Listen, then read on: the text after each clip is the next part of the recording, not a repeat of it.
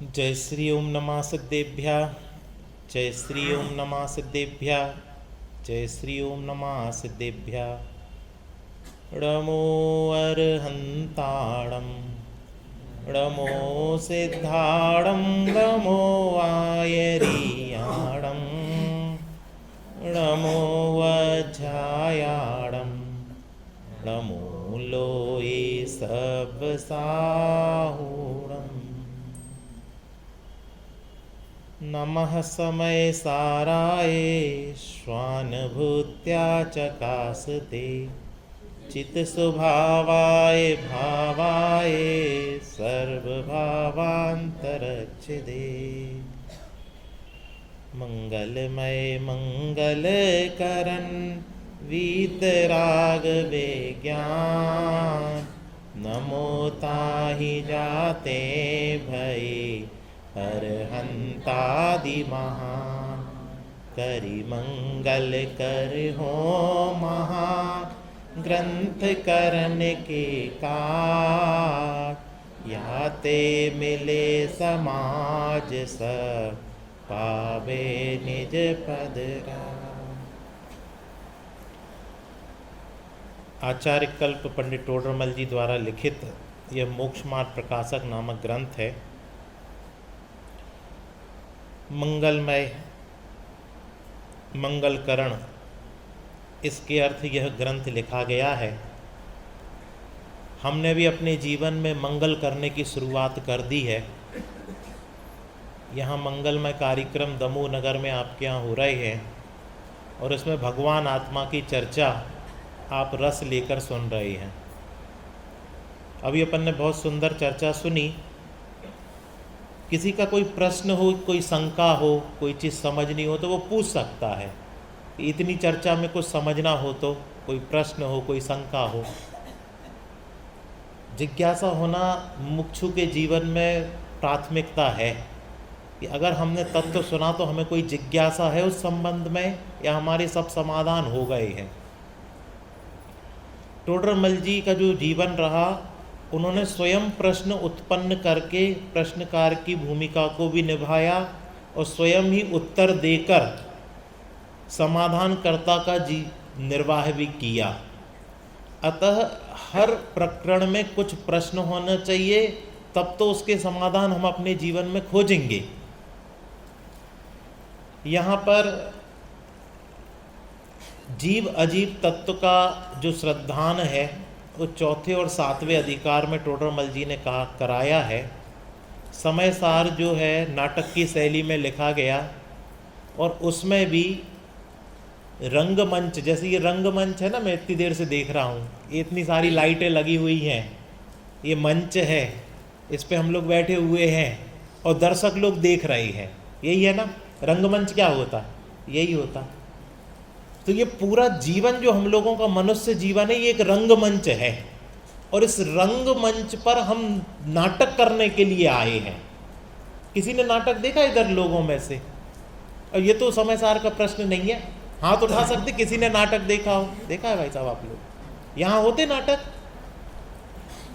तो देखो क्या होता है कि ये जो आपका ऑडिटोरियम है ना, यहाँ पर एक बार फैंसी ड्रेस का आयोजन किया गया। फैंसी ड्रेस में क्या होता है कि सब लोग कुछ ना कुछ ड्रेस पहनकर आते हैं और अपना अभिनय दिखाते हैं। तो एक करोड़पति घर का लड़का था। कहाँ का लड़का था? आप लोग थोड़े इधर आओ तो आपके चेहरे दिखे तो अच्छा लगेगा। एक करोड़पति घर का लड़का था और उसने एक भिखारी का रोल किया। काय का रोल किया बेटा? भिखारी। उसके कपड़े फटे हैं। भिखारी कैसा होता है?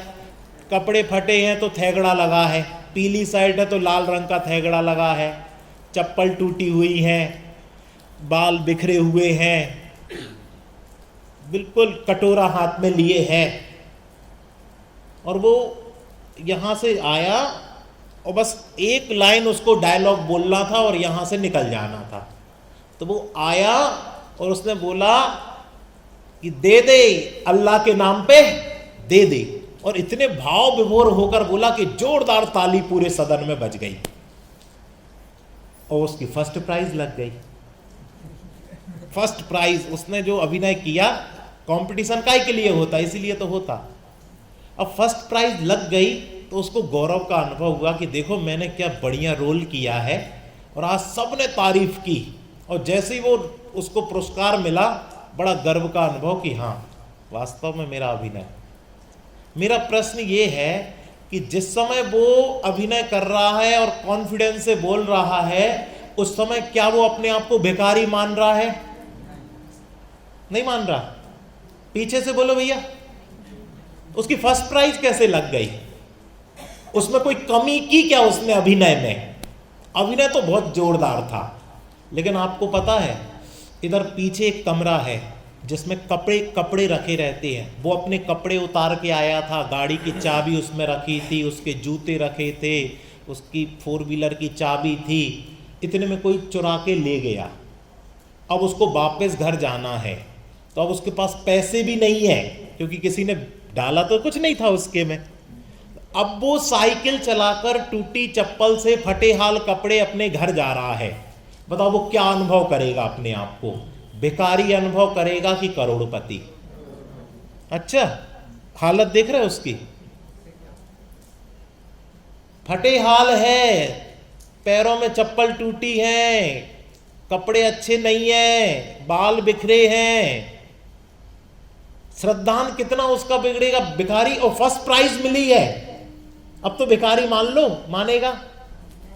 ये जैन धर्म का पहला कदम, कि यहां पर जो रंगमंच पे कार्यक्रम हो रहा है उसमें लोग हमें कितनी तारीफ करें, कितनी प्रशंसा करें या अपमान करें।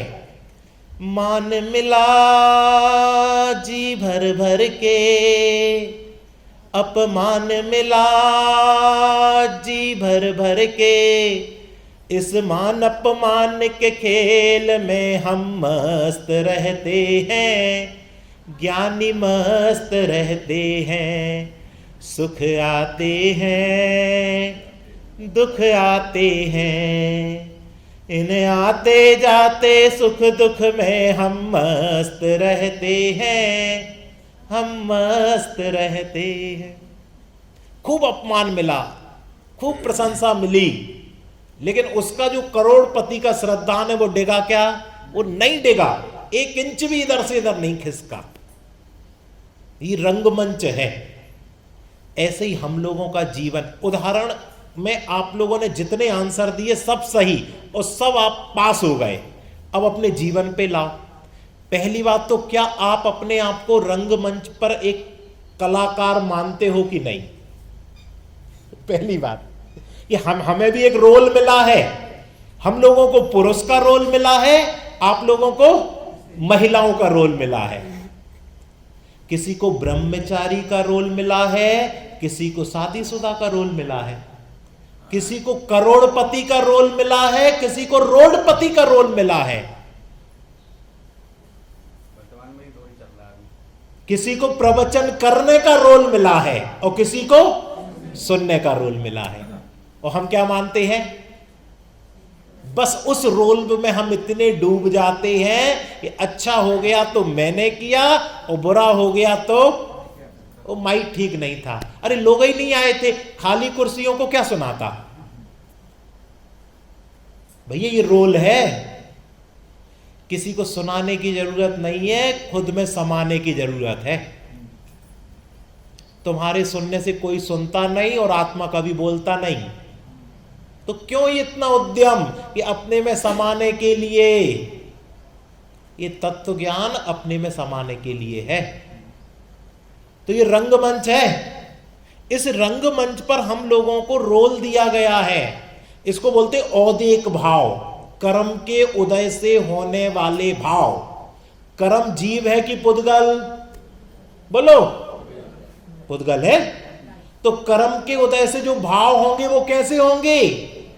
पुद्गल के, क्योंकि उससे निमित्त से हुए हैं, उसके कारण हुए हैं, उसको लक्ष्य करके हुए हैं, उसी में रम रहे हैं, इसलिए उसके हैं। और उनके भावों को हम अपना माने और सुखी दुखी हों और निगोद तैयार करें, नरक तैयार करें, ये शोभा की वस्तु है? ये जीवन जीने की कला है जिनागम। जिन शासन में आए तो जीवन जीने की कला। भैया ये कर्म के उदय के औदेक भाव हैं, इनमें हमें रीझना नहीं है, इनमें इन्वॉल्व नहीं होना, इनसे भिन्न अपने आप को चैतन्य स्वरूपी भगवान आत्मा अकृत्रिम प्रभु देखना है। जैसे वो करोड़पति का लड़का भिखारी का रोल करते हुए भी एक पल को भी उसने अपने आप को भिखारी महसूस नहीं किया, एक पल को भी मैं भिखारी बन गया, लेकिन रोल में किसी प्रकार की कमी नहीं रखी और श्रद्धान ज्यों का त्यों उसका अडिग रहा। अब वो पैदल जा रहा है तो भी उसका अब हम भिखारी बनेंगे लगता है। इस समय सार की अमृत चंद्राचार्य देव ने भूताविष्ट और ध्यानाविष्ट नामक एक गाथा में लिखा है, और अनादिकाल से हम वही कर रहे हैं। जो कर्म का उदय आया उस जितना ही देखा अपने आप को, कर्म के उदय ने तुम्हें अर्श पर पहुंचा दिया तो अपने आप को वो देखा, और कर्म के उदय ने फर्श पर पहुंचा दिया तो अपने आप को वो देखा। इसके उदय से भिन्न देख ही नहीं पाए। क्यों? क्योंकि वो आपको एक समय नहीं मिला कि उस एक समय में आप इस चक्र से भिन्न अपने आप को देख लो। अच्छा, गाड़ी चलाना कितने लोग जानते हैं? सब जानते हैं आप लोग? आप रॉन्ग साइड से गाड़ी चला रहे हैं और आपको इस साइड जाना है और हैवी ट्रैफिक है बंबई जैसा, आप क्या करोगे कि आप वहां पहुंच जाओ? क्या करोगे भैया तुम बताओ? हाँ, इंडिकेटर दे दोगे। अब वो तो रुका ही नहीं रहे, वो तो बिल्कुल धमाधम धमाधम धमाधम धमाधम। चलो भैया ने बोला हम इंतजार करेंगे कि गैप मिल जाए, और गैप थोड़ा सा मिला तो क्या करोगे? बस घुसा देंगे। हम तो यही करते हैं कि जहां थोड़ा सा गैप मिला और वैसे ही अपनी गाड़ी, अब हमने डाल ही दी, अब सामने से आए तो तुम रोक लो। किसी की तेज है तो वो मद्दी कर लेगा, और किसी की और तेज है तो वो जल्दी निकाल लेगा, और फिर हमें मौका मिल जाएगा और हम अपनी गाड़ी उस पार। ऐसा करते कि नहीं करते? बोलो भैया, ट्रैफिक में यही करते कि हम खड़े खड़े इंतजार ही करते रहेंगे कि कब बिल्कुल शांत हो और हम निकालें। कभी ना शांत होगी ना तुम निकाल पाओगे। आपको इतने ही ट्रैफिक में, इतने ही भीड़ में अपनी गाड़ी निकालना पड़ेगी। ये कला किसको नहीं आती? हाथ उठाओ। सबको आती है। ये सम्यक दर्शन की कला है, सम्यक दर्शन की ये कला। हाँ, यहां 24 घंटे कर्मों का उदय, विकल्पों का आना, राग द्वेष का होना, मोह का चलना, मिथ्यात्व का चलना, विकल्पों का 365 और 24 घंटे कंटिन्यू चलता रहता है। इस कारण हम अपने आप को आत्मा महसूस नहीं कर पाते, आत्मा का श्रद्धान नहीं कर पाते। अब आत्मा का श्रद्धान करना है, भैया ने बोला ना, निगोद से निकलता है जीव। तो निगोद से कैसे निकल आता? वहां कौन सी क्लास लगी रहती? कि वहां क्लास कोई नहीं लगी रहती। वहां तो उसका पुण्य का उदय आता है, कसाएं मंद हो जाती हैं, यानी ये एक ऑटोमेटिक व्यवस्था है। कभी तीव्र पुण्य होगा, कभी मंद पुण्य होगा, कभी कसाय तीव्र होगी, कभी कसाय मंद होगी, एक सी कसाय नहीं रहेगी, बदलती रहती है। तो जब कसाय मंद हो, पुण्य तीव्र हो, उस समय तुम अपना श्रद्धान करो, यानी गाड़ी डाल दो ट्रैफिक के बीच में। जब थोड़ा सा ट्रैफिक कम हो तो तुम उससे पार पा जाओगे। ऐसे ही हम भी इन विकल्पों के बीच में एकांत में बैठकर अपने चैतन्य स्वरूप भगवान आत्मा का श्रद्धान करें कि जैसे वो करोड़पति का लड़का था, उसको तो रोल मिला था भिखारी का, हम लोगों को भी ये रोल मिले हैं। ये हमारा पूरा जीवन नहीं है कि हम इसी में लगे रहें, ये तो हमें रोल मिला है। रोल करना ही जीवन नहीं है, इस रोल से भिन्न वास्तविक अपने स्वरूप को देखना ये मानव जीवन है, जैन धर्म है। जीवन यापन तो सब कर लेते हैं, लेकिन जैन धर्म हर किसी को नहीं मिलता। बहु पुण्य पुंज प्रसंग से शुभ देह मानव का मिला।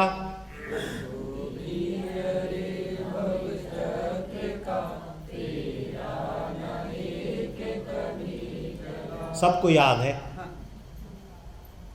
पर इसका भाव भासना क्या है?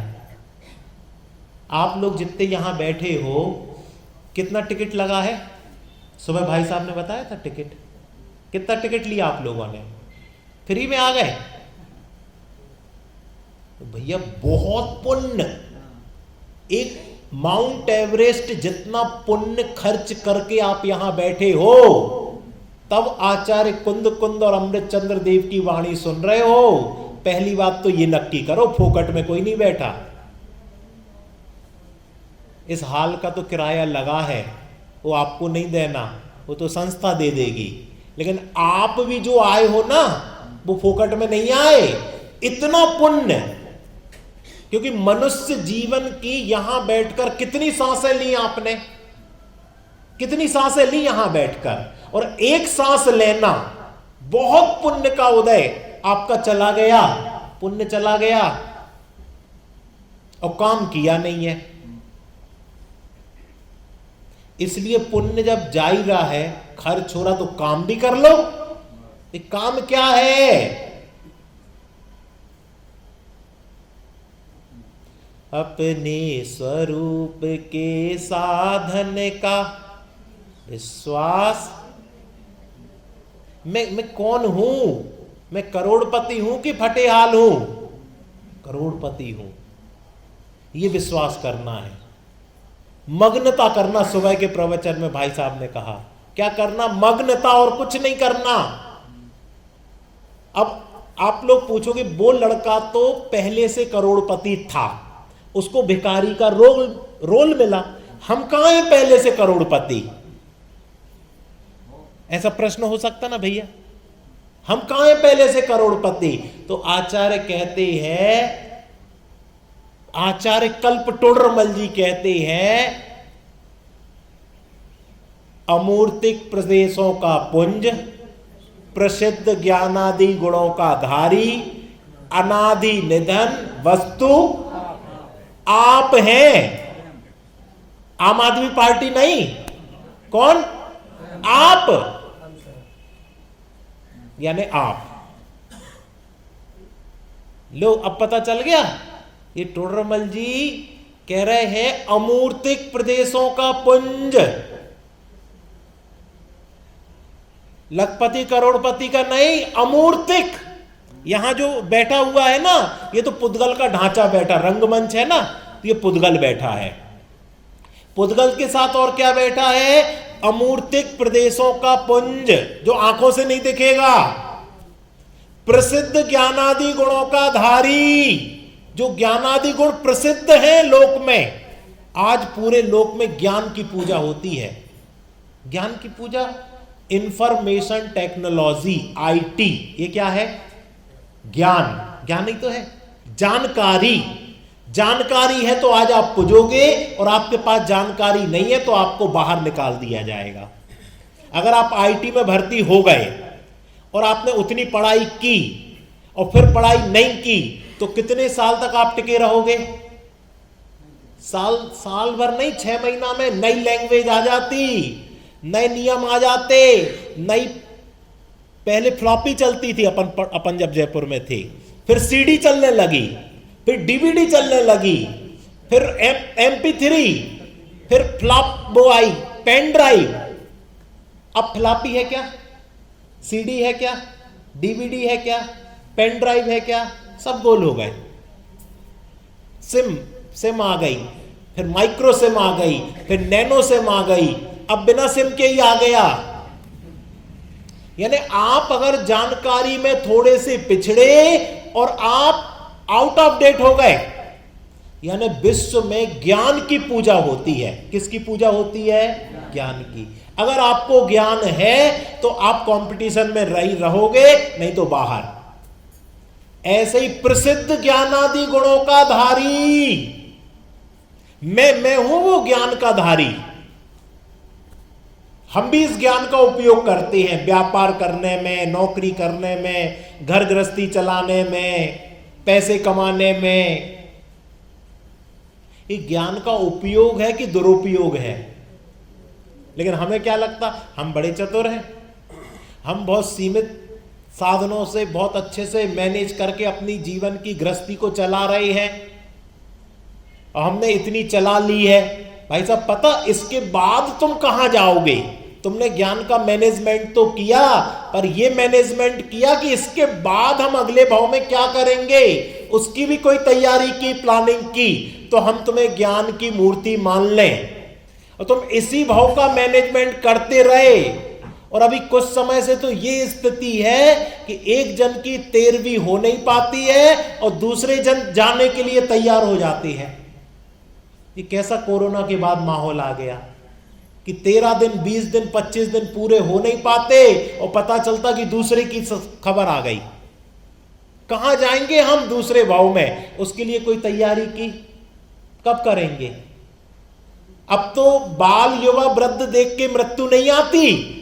पहले तो ये होता था 80-90 साल हो गए, अब चलो ठीक है इनकी आयु पूर्ण हो गई। अब तो बालक भी जा रहे हैं, युवा भी जा रहे हैं, वृद्ध तो जाने की है ही, सो जा रहे हैं। हम काय का इंतजार कर रहे हैं? हम अपना मैनेजमेंट, खाता बही कब बनाएंगे? जब चले जाएंगे। आज बनाना भैया बैठकर। इस भाव के लिए मैंने बहुत मैनेजमेंट किया, पर अगले भाव के लिए क्या किया? मेरे पास समय कितना बचा है? अगले पल का भरोसा है कि नहीं मेरा? बाल बच्चों की खूब प्लानिंग कर रहे हैं, इनको उदयपुर भेज दें कि जयपुर भेज दें, कि ब्राह्मी सुंदरी भेज दें, ये आत्मार्थी भेज दें। तुम भेजने वाले हो, उसकी पर्याय नक्की हैं, एक पर्याय नहीं बदल सकते। 3 काल के जितने समय हैं, इतनी आपकी 3 काल की पर्याय एक एक समय पर खचित हैं, उठा के आगे पीछे नहीं कर सकते आप, सब नक्की है। तो क्या कर सकते कि अदला बदली नहीं कर सकते? तो क्या कर सकते कि जान सकते हो, बस जान सकते। जानना भी व्यवहार है। आप तो अपने त्रिकाल स्वभाव में मग्न हो सकते। सुबह का प्रवचन, शक्कर मिठास से बनी है, वो क्या कर सकती है? रसगुल्ले को मीठा कर सकती कि अपनी मिठास में मग्न रह सकती? वो तो अपनी मिठास में मग्न है, अपनी मिठास में मग्न। रसगुल्ला फसगुल्ला मीठा करना हमारा काम नहीं है। क्यों? क्योंकि एक द्रव्य दूसरे द्रव्य का कुछ नहीं करता। रसगुल्ला खोबे से बनता है, शक्कर मिठास से बनती है। मिठास खोबे में प्रवेश नहीं कर सकती, खोबा शक्कर में प्रवेश नहीं कर सकता। भैया कह रहे थे अभी शक्कर ने दूध मीठा किया। 3 काल के सिद्ध इकट्ठे हो जावे तो शक्कर दूध को मीठा नहीं कर सकती। क्यों? क्योंकि शक्कर अपने प्रदेशों से बाहर नहीं निकल सकती और दूध के प्रदेशों में प्रवेश नहीं कर सकती। तो दूध मीठा तो लगता है हम लोगों को, और कम शक्कर हो तो फीका भी लगता है। यही तो तुम्हारा मोह है। क्या है? यही मोह है कि हमें लगता कि दूध मीठा हो गया। आज तक कभी दूध मीठा नहीं हुआ। हम अपने मोह से, अच्छा बताओ, जिसको डायबिटीज रहती, शुगर रहती है, वो ही दूध वो व्यक्ति पिए तो उसको कैसा लगेगा? ये भैया मर गए, आज तो इतना मीठा दूध दे दिया। और दूसरे व्यक्ति को फीका लगे। तो दूध दो है क्या कि नहीं है? उसको डायबिटीज है, उसको शुगर है, इसके कारण उसको वो शक्कर बर्दाश्त नहीं है, और इसको शुगर नहीं है इसलिए कम शक्कर बर्दाश्त नहीं है। अपने अपने सुख को रोवे। इस संसार में लोग रोते हैं ना जाने के बाद। आपके लिए रोते क्या? आपके लिए कभी कोई नहीं रोता। अपने अपने सुख को रोते हैं कि थे तो पैसा ले आते थे तो घर बार चलता था, शॉपिंग हो जाती थी, बाल बच्चों की स्कूल की फीस भर जाती थी। प्रदीप भैया तुम्हारे लिए कोई नहीं रोएगा। अब हमारी स्कूल की फीस कौन भरेगा? अब राशन पानी कौन लाएगा? अब EMI कौन भरेगा? अपने अपने सुख को। यानी आप भ्रम से नहीं रहना कि हम हमारे लिए ये सब रोएंगे, आपके लिए नहीं रोएंगे, वो अपने लिए रोएंगे। इसलिए अपनी तैयारी रोज करो, हमेशा तैयार रहो, हमेशा तैयार। इतनी तैयारी चाहिए। यह है ज्ञान, प्रसिद्ध ज्ञान आदि गुणों का धारी। मैं प्रसिद्ध ज्ञान आदि गुणों का धारी हूं। और कैसा हूं? अनादि अनंत, अकृत्रिम। आपने अकृत्रिम चैत्यालय सुने? कहां पे है? यहां है दमोह में? कहां है? पंचमेरु में है, नंदीश्वर में है, स्वर्गों में है, व्यंतरों के पास है, सूर्य में है, चांद में है, तारों में है, अधोलोक में है। आपके पास है कि नहीं है? नहीं है। अरे मैं स्वयं अकृत्रिम परमात्मा बैठा हूं, ये याद क्यों नहीं आता? दूर दूर की तो याद आती है आपको, नजदीक के जो बैठे हैं वो याद क्यों नहीं आते? मैं स्वयं भगवान हूं। क्यों? क्योंकि आत्मा अकृत्रिम है, किसी ने बनाया नहीं है, अनादि अनंत है। इसमें मोह का प्रवेश नहीं है, राग का प्रवेश नहीं है, मिथ्यात्व का प्रवेश नहीं है। आचार्य कुंद कुंद देव ने समय सार में कहा है, मैं ऐसा एकत्व विभक्त आत्मा आपको दिखाऊंगा। आप पढ़ो तो, नियम लो इस 3 दिन के कार्यक्रम से। ये रत्नत्रय का कार्यक्रम है। मैं समय सार आद्योपांत पढ़ूंगा। प्रारंभ में आचार्य ने प्रतिज्ञा की है कि मैं रंगमंच पर आपको एकत्व विभक्त आत्मा दिखाऊंगा, और नई हाथ पे रखे आंवले जैसा, जिसकी ताकत हो वो देख लेना। ये है समय सार। वो रंगमंच नाटक की शैली में लिखा है। जैसे रंगमंच पर नाटक होता है, स्वांग धर के आते हैं और फिर ज्ञानी लोग उसको पहचान लेते हैं, फिर अपना रूप प्रकट करके चला जाता है। ऐसे ये जीवन एक रंगमंच है। इसमें जीव अजीब का वेश धारण करके आएगा, कर्ता कर्म का वेश धारण करके आएगा, पुण्य पाप का वेश धारण करके आएगा, आश्रव बंध संबर निर्जरा मोक्ष तक का वेश धारण करके आएगा। मोक्ष भी मैं नहीं हूं, वो भी एक स्वांग है, इसलिए हमें मोक्ष नहीं चाहिए, एक पर्याय है। और वो पर्याय जिसके आश्रय से होती है वो त्रिकाली ध्रुव भगवान आत्मा मैं हूं। अकृत्रिम है। कैसा है? एक बात सीख लो अगर कुछ और नहीं सीख पाओ। जैसे अकृत्रिम चैत्यालय है, जिनालय में विराजमान है, ऐसे ही देहालय में अकृत्रिम परमात्मा में विराजमान हूं।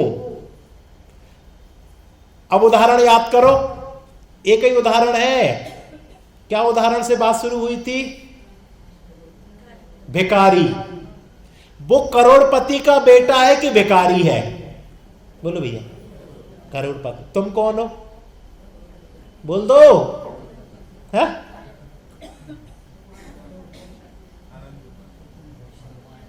वाह, अकृत्रिम परमात्मा। मुंह से निकला तो हम निकलवा देते। अरे हम में कोई ताकत नहीं है, तुम्हारे अंदर से ताकत आती है। हम निकलवाने वाले कौन होते? भैया ने तो बहुत कोशिश की। दम चाहिए निकालने, बोलने की दम चाहिए। हम कैसे? तुम भिखारी के तो कपड़े पहने हो, पैंट शर्ट पहने हो, अकृत्रिम परमात्मा बोल रहे हो। विश्वास है? समय सार पढ़ोगे तो विश्वास आ जाएगा।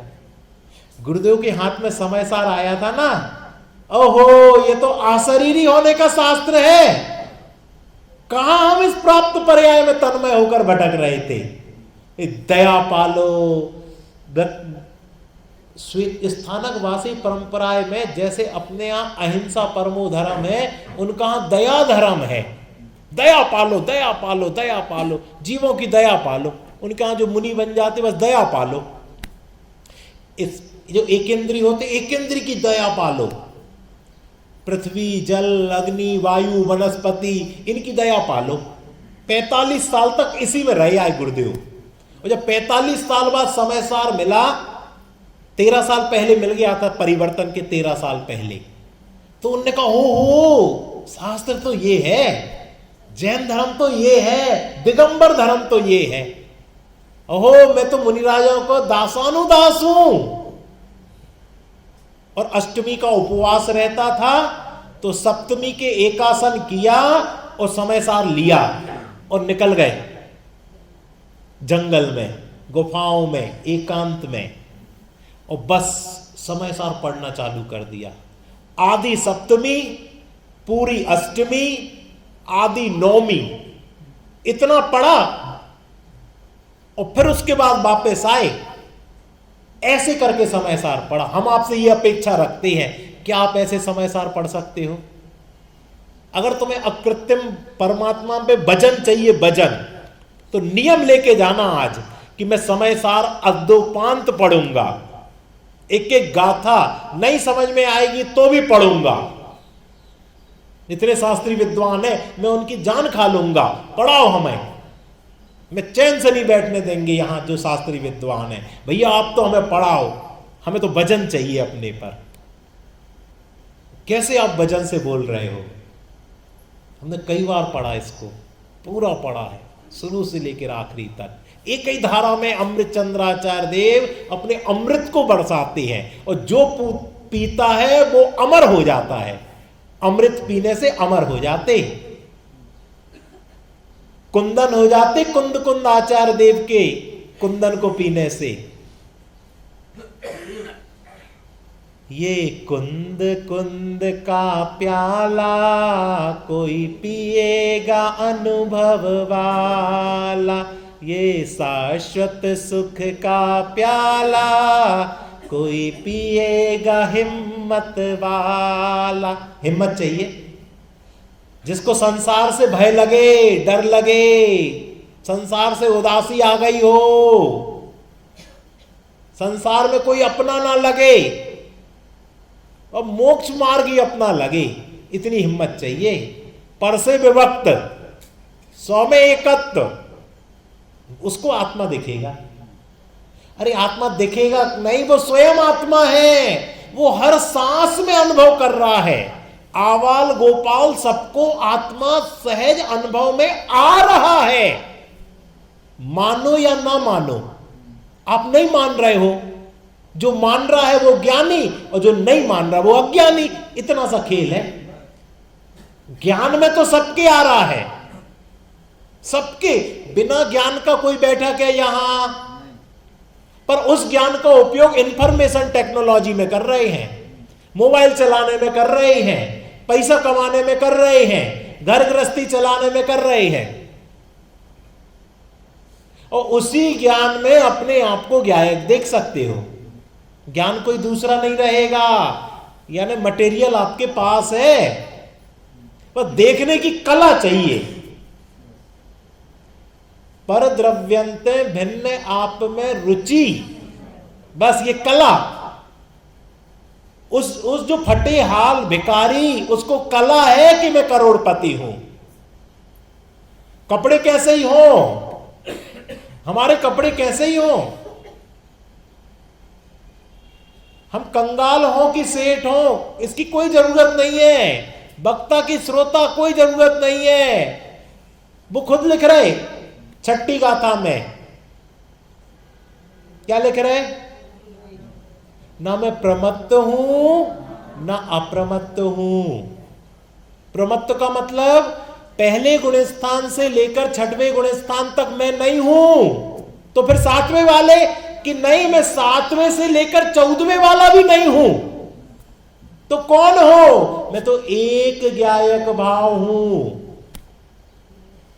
और जब इसकी टीका लिखी ना पंडित जी ने, तो उनने लिखा कि ना मैं ग्रस्त हूं ना मैं यति हूं।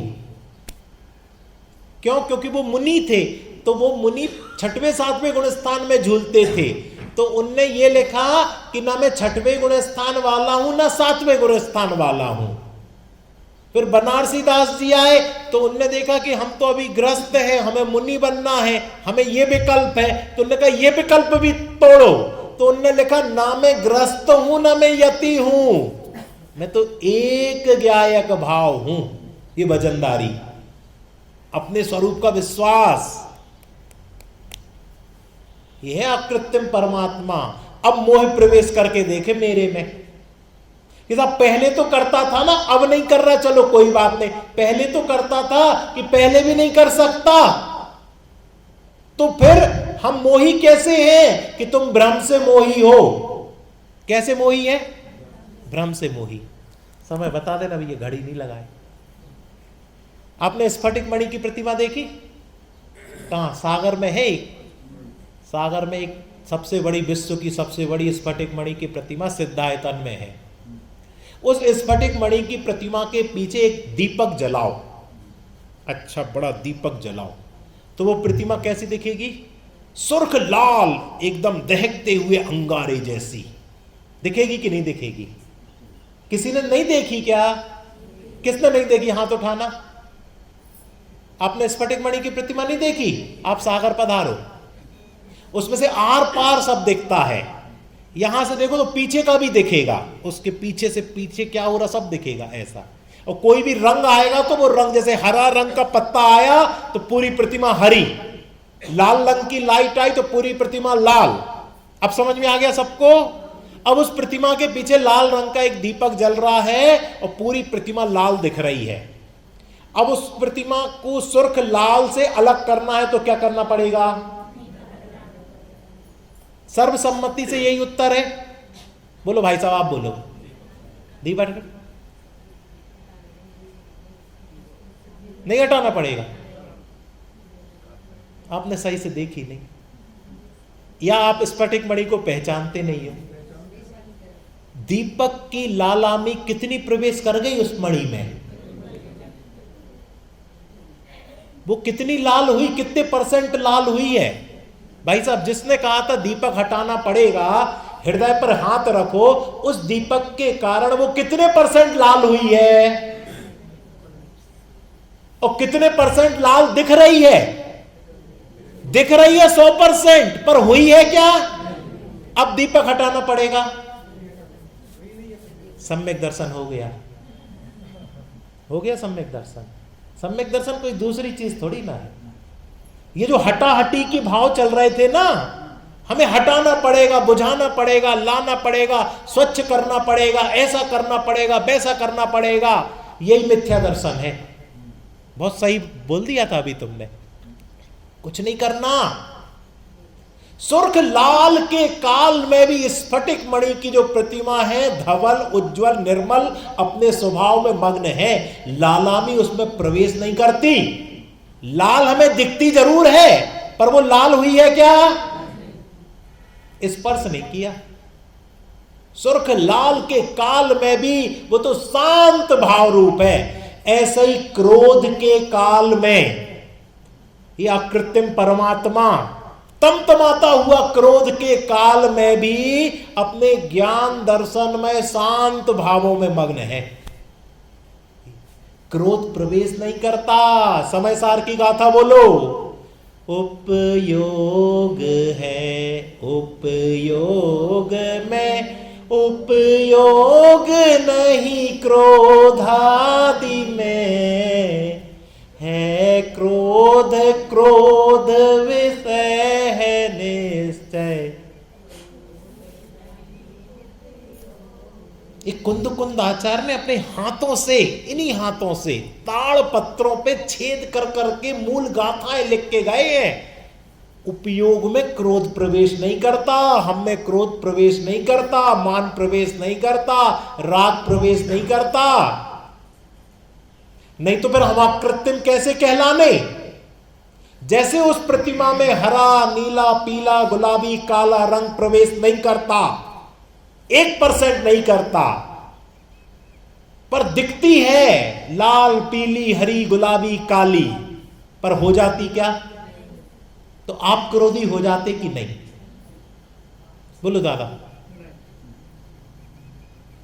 भजन क्रोध के काल में भी क्रोध प्रवेश नहीं करता, मान के काल में भी मान प्रवेश नहीं करता, राग के काल में भी राग प्रवेश नहीं करता। दिखते हैं हम।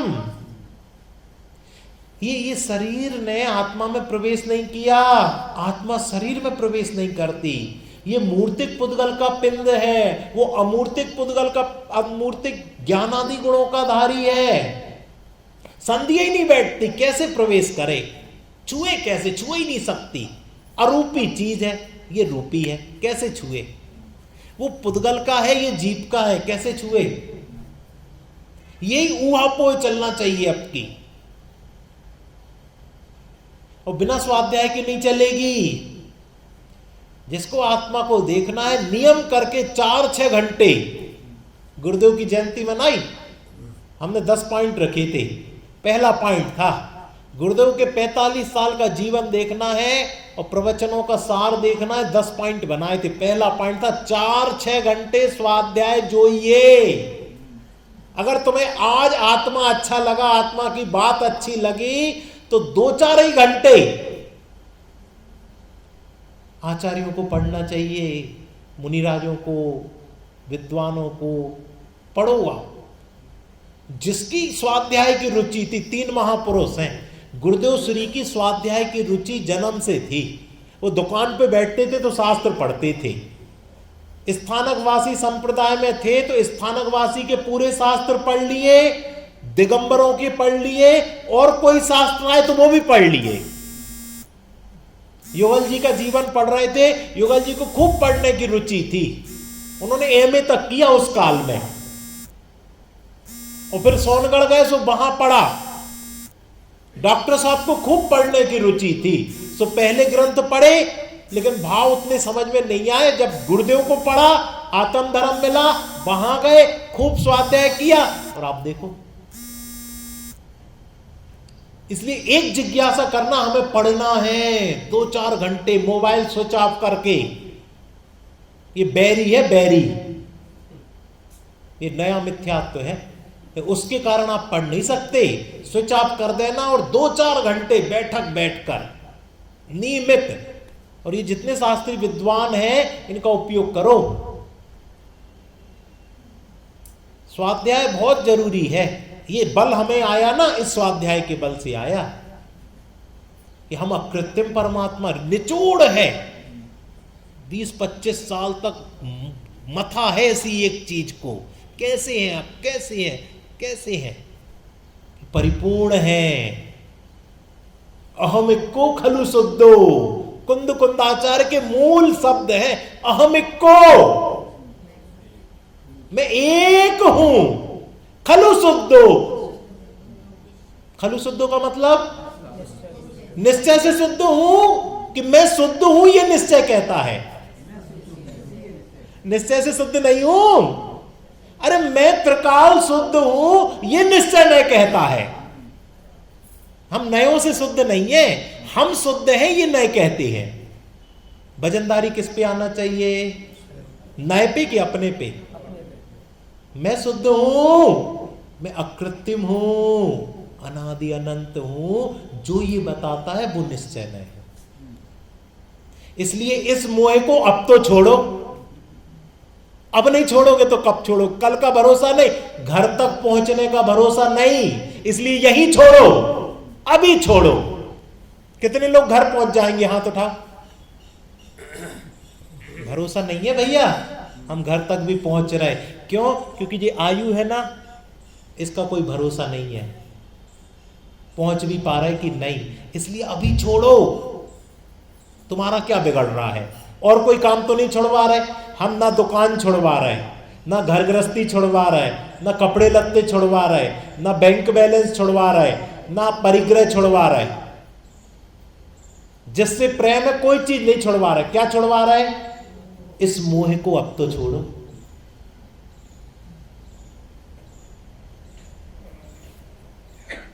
और कौन सा वो फटीचर वाला कह रहे हैं? वो लड़का जो रंगमंच पे जिसने भिखारी का रोल किया था, वो जो भिखारी का रोल किया था, वो उस भिखारी के रोल से मोह छुड़वा रहे हैं। कैसे छुड़वा रहे? भिखारी के रोल से बस तो छुड़वा रहे, करोड़पति वाले से नहीं छुड़वा रहे। वो तो तुम हो ही, वो तो तुम्हारी पूंजी है, वो तो तुम छोड़ ही नहीं सकते। ये जो भिखारी पना है ना, जिसको भूख लगाती, सुबह भूख लगाती, फिर शाम को भूख लगाती, फिर प्यास लगाती, फिर इसको देखना, फिर दर्शन करना, फिर घूमना, क्षण क्षण में इसकी डिमांड है। इसको छोड़ो, तुम स्वयं दर्शनीय बन जाओगे अगर इस मोह को छोड़ा तो। पूजनीय बन जाओगे,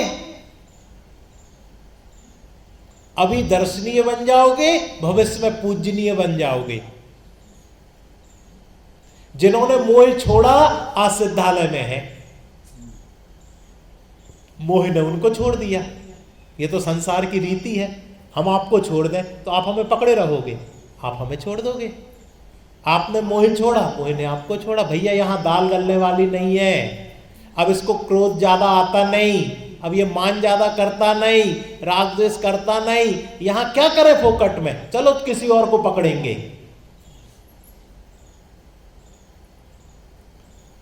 कुछ मोह वो मेरा नहीं, उपयोग केवल एक में। मोह मेरा नहीं है, उपयोग केवल एक में। ऐसी ऐसी गाथाएं हैं, ऐसी ऐसी लोरी हैं, ये आप छोड़ोगे नहीं। एक बार समय सार हाथ लग गया ना, गुरुदेव ने नहीं छोड़ा। कितने बार पढ़ा? हम तो व्यक्तिगत पूछ रहे हैं। सैकड़ों बार। यानी सुबह के सभा में सिर्फ समय सारा ही चलता था। जैसे पहले पेज से शुरू किया ना, तो पहले से आखिरी तक चल गया, अब आज खत्म हो गया। अब कौन सा ग्रंथ शुरू होगा कि फिर से समय सार, कौन फिर पहले पेज से, ऐसा 18 बार, और फिर 19वीं बार चालू हो गया। अब सोचो उस शास्त्र में कितना दम होगा कि जिसको 18 बार भी पढ़ने के बाद रिपीटेशन ना लगे और आनंद नया नया, आनंद नया नया। इतनी देर में हमने 10-15 गाथाएं आपको सुना दी। ये सारी गाथाएं समय सार में मिलेंगी, खोजोगे तो पाओगे, खोजोगे तो पाओगे। भगवान आत्मा है, भगवान आत्मा बता दिया, हाथ पे रखे आंवली जैसा। जितना पढ़ते जाओगे उतना रस आता जाएगा, अपने स्वरूप का भान होता जाएगा, श्रद्धान होता जाएगा। और सम्यक दर्शन जब होना वो तो नक्की ही है, पर्याय नहीं बदल सकती 1 मिनट आगे पीछे, उसकी आकुलता नहीं करना, वो तो फिक्स है। जो यहां बैठा है वो सिद्धालय में बैठा मिलेगा, उसकी चिंता नहीं करना। आप तो आनंद लो वर्तमान का, परिपूर्णता का, मोह से भिन्नता का, राग से भिन्नता का, कर्तृत्व से भिन्नता का, ज्ञातित्व का, सहजता का, शांति का, सरलता का, क्षमा का, ब्रह्मचर्य का। हम ब्रह्मचारी कहां हैं? ये आप ब्रह्मचारी ही हो। कितने जन ब्रह्मचारी हैं यहां पर? तुम तो नहीं हो ब्रह्मचारी है? शादी हो गई? ब्रह्म स्वरूप में चरण करना ही ब्रह्मचर्य है। हम अपने आप को पर्याय से देखना छोड़ते ही नहीं है 1 मिनट को। स्वभाव पे आप कितना ही ले जाओ, हम जाएंगे कसम खा के बैठे हैं, हम स्वभाव की दृष्टि ही नहीं करेंगे। धर्म बिल्कुल उल्टा कर देगा आपको, आपको ब्रह्मचारी घोषित कर देगा। अभी तुम ब्रह्मचर्य हो। क्यों? क्योंकि आत्मा अपने ब्रह्म स्वरूप से बाहर निकला ही नहीं है, वो ब्रह्म स्वरूप में ही चरण करता है। मानो या ना मानो, आप मानते नहीं हो इसलिए मिथ्या दृष्टि हो, मान जाओ तो सम्यक दृष्टि हो। अब ब्रह्मचारी हो कि नहीं भैया? सब लोग देख रहे हैं, तलाक नहीं हो जाए तुम्हारा। भैया स्वभाव से बात चलती है। पर्याय दृष्टि छोड़ो, पज्जय मूढ़ा ही पर समया। हम कब तक पर्याय दृष्टि से देखते रहेंगे? द्रव्य दृष्टि से कब देखेंगे? अवसर तो चला जाएगा, अवसर तो बीत जाएगा। समय तो देखो जा रहा है, 4:50 हो गए, 49 है, 1 मिनट बचा है। अब तो देख लो, अपने ब्रह्म स्वरूप को देख लो। सहजानंदी शुद्ध स्वरूपी अविनाशी में आत्मस्वरूप। सहजानंदी शुद्ध स्वरूपी अविनाशी में आत्मस्वरूप। सहजानंदी शुद्ध स्वरूपी अविनाशी में आत्मस्वरूप।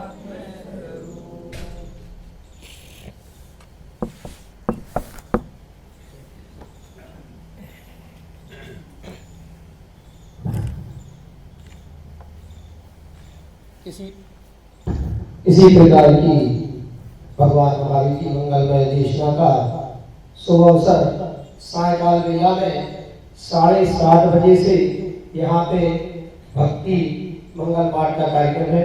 उसके पश्चात 8:15 बजे से 9 बजे तक भैया अखिलेश कुमार जी शास्त्री सागर वालों का प्रवचन है। इसके पश्चात आदरणीय बाल ब्रह्मचारी सुमत प्रकाश जी भाई साहब के माध्यम से भगवान की वाणी का मर्म समझने का सौभाग्य हम सबको प्राप्त होगा। सभी लोग समय का ध्यान रखें और सायकाल लीला में समय पर उपस्थित हो। अभी जिनवाणी सुनने के लिए सभी खड़े हो जाए। मिथ्यात्म में नाश को ज्ञान के प्रकाश को अपर वास को कानु शिवा खानी है। जान को वंदे दीवान सोपरि छान को परम प्रमाणी है। अनुभवताए को जीव की जताए काहू न सताए को करे ओरे आनी है। जाता हताए को पार के उतार को सुख विस्तार को यही जीववाणी है। कालो सुवाणी मस्तज्ञो समाधि